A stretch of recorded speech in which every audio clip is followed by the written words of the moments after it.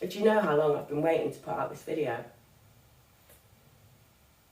So when Dexcom called me up to ask if I would like to do a trial of the G7, I said, well, yes, of course, that sounds fabulous.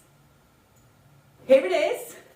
The first thing that you notice when you open the box, all-in-one sensor and transmitter.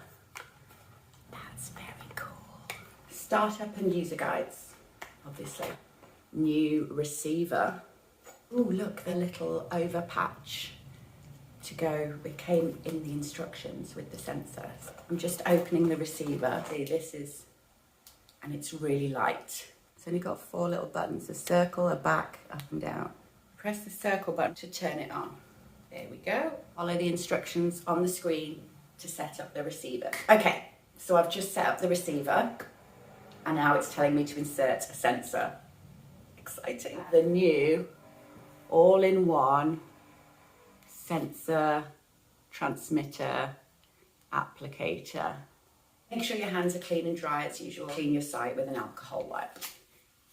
We're going to unscrew the cap. You can see the sensor inside here.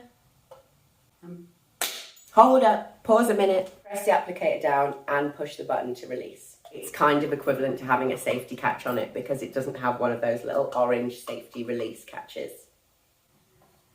And there you have it. Oh my goodness. I'm going to press it down a little bit, which is actually harder to do now because it's so tiny. Okay, that is pretty cool.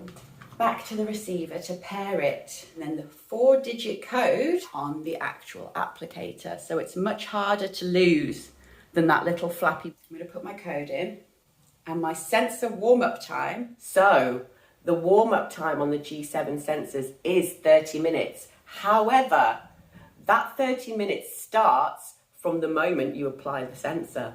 Nothing to do with the receiver at all. What you can do is you can apply your new sensor half an hour before your old one is due to give up. And then there's a very cool setting. Just switch from one sensor to the next one on the receiver and have 0 downtime, 0 warm-up time at all. So you will never, ever be without readings. And they've gone and thrown in an additional 8 hours buffer time, bit like the Omnipod. So this means as well as your 10 days sensor time, you actually get an additional 8 hours just in case it's not convenient for you to change your sensor at whatever time, you know, the 10 days is normally up. Anyway, back to what I was saying.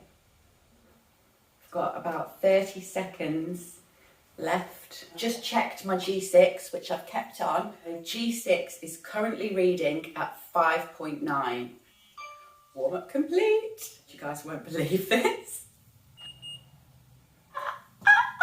So far, I am loving the G7. It is just as simple to put on as the G6, just as painless. It lasts just as long, but the switching straight over from one to another so that there's 0 warm-up time, amazing. The extra 8 hours buffer time, silence all alerts. I've got to say that is an incredible feature, especially for somebody like me who works in filming where, you know, you don't want to be beeping all the time. It's really helpful to be able to switch off all of those alerts completely for 6 hours. And of course, let's not forget, look at this tiny little thing. Isn't it gorgeous?